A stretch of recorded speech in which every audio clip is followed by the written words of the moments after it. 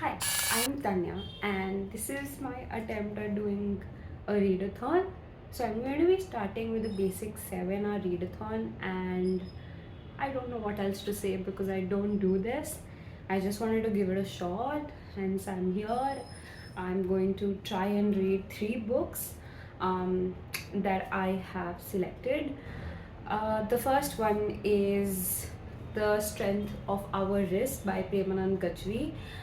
So this is a collection of 3 plays that were originally written in Marathi, and they've been translated by the amazing Shanta Gokhale and MD Hatkangalekar. Hatkangalekar.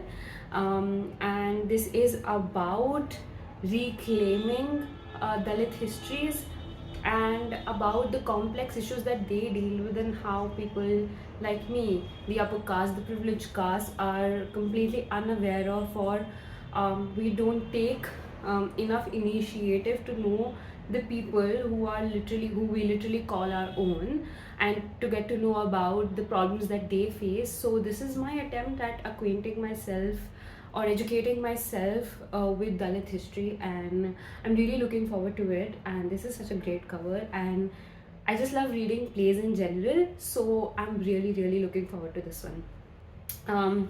The second book is also a play, and this play is called The Murder in the Cathedral by Mr. Thomas Stearns Eliot, T.S. Eliot. And this book is basically about the death of Thomas Becket, who was the Archbishop of England at the time, and how people were conspiring to murder him, and how he willingly succumbed to their wishes, and what was the reason behind it. So this book is basically about that, and other than that, I don't have much clue either. So this is also a play, so I'm thinking that just because I like reading plays a lot, and I'm a very slow reader, and I can read plays slightly more faster than I read novels or any other non-fiction narratives, non-fiction works. So I will be able to read both of these books slightly faster than what I usually do. And the third one is actually an audiobook which I have on YouTube.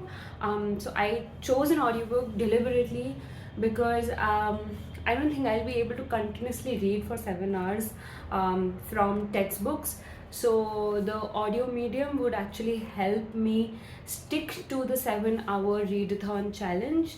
And it is The Wonderful Wizard of Oz by L. Frank Baum. And I'm just humming a lot because I've never done this. So yeah, coming back to the point, the third one is The Wonderful Wizard of Oz by L. Frank Baum. It's an old fantasy children's classic. It's the story of a little girl called Dorothy who goes to this land of Oz, and she can't go back to her home due to certain circumstances, and she needs to achieve something. I don't know. She has some challenge, some tasks that she needs to complete in that land of Oz, and her pet also goes with her, and she encounters a lot of other creatures. A lot like this sounds a lot like the Alice in Wonderland, but I don't know if it's really the same. Also, it's set in America, so I'm assuming it's going to be a little different. So yeah, these are the 3 books that I'm going to be reading, and I hope I'm able to sustain by the end of the 7th hour. Yeah, okay. Wish me luck. Starting with the one that I'm most excited about. So, yeah. Okay, so the first hour is up, and I've read 31 pages till now. Um, um, it's not gone as planned, and I plan to read more, at least 50 pages in the first hour. But it's okay, at least I've not stopped and I've not given up. So, yeah, I'm gonna continue. Yeah. So, it's been 1 hour 45 minutes, but I'm feeling slightly sleepy. My eyes are tired. I wouldn't say I feel exhausted, um, but yeah, I do feel slightly tired. So I think once I'm done with um, 2 hours of reading, I'm going to take a short break and make something for myself and just freshen up a little bit. Yeah, that would be a good plan. So I had planned to take a break at 10 p.m., but I had also planned to read two plays by 10 p.m., which I was not able to do. My speed was slower in the second hour. So I decided to sit down for some more time and finish two plays first, which I have. But I'm thinking I'll switch it up a little bit and listen to the audio of The Wizard of the Oz for the next half an hour, so that I can also just move a little bit and just not constantly focus on some text for a while, and that way I can come back to this text and start afresh. Yes, I think that's what I'm gonna do. So this is the audiobook that I found, and I checked the audio before. I think I like the narrator's voice. Chapter 1 of The Wonderful Wizard of Oz. Quick update, guys. It's almost 1:30, and I cannot believe I've been reading for more than 5 hours. I cannot believe it, and I cannot believe that I have this energy right now, and I cannot believe that I still want to read more, that I still feel like reading more. So far, so good actually. I'm actually very, very proud of myself.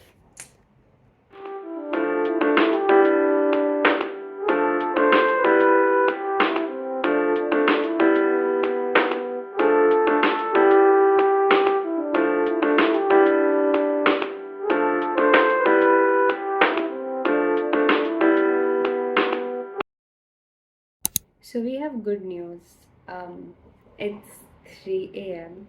It's actually 3:16 now. It's not visible, but it's 3:16 now, and I completed the 7-hour readathon. I am very happy. I'm just very, very happy. I'm very happy because I did not think I would be able to do it, but I did sit for 7 hours straight, and I read and I enjoyed it and I learned a lot. I finished The Strength of Our Wrists, and I was able to listen to 10 chapters of The Wizard of the Oz.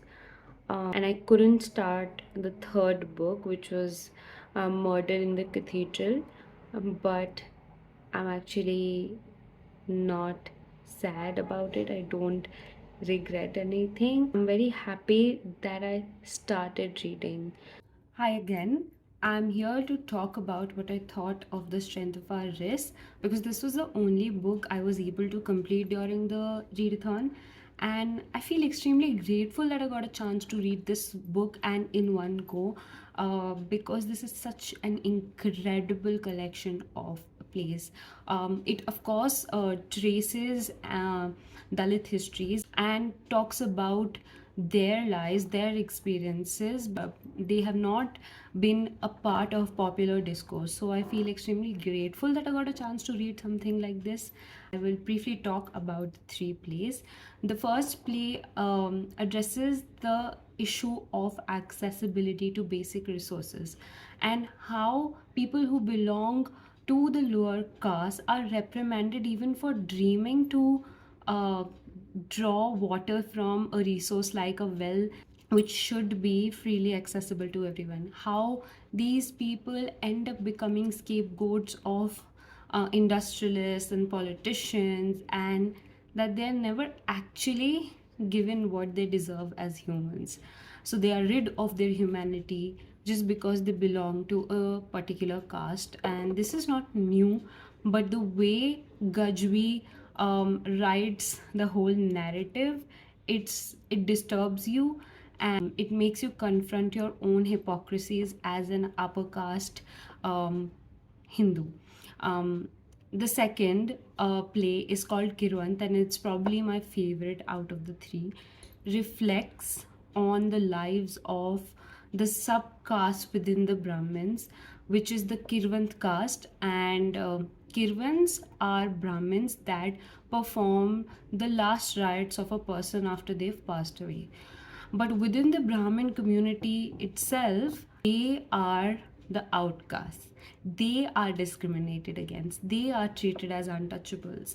And the way this play was written, the way this play is written and constructed, it really, I had goosebumps while I was reading this play, because I don't know, it feels like people think of certain scriptures and certain religious texts having more solid meaning than the idea of basic humanity.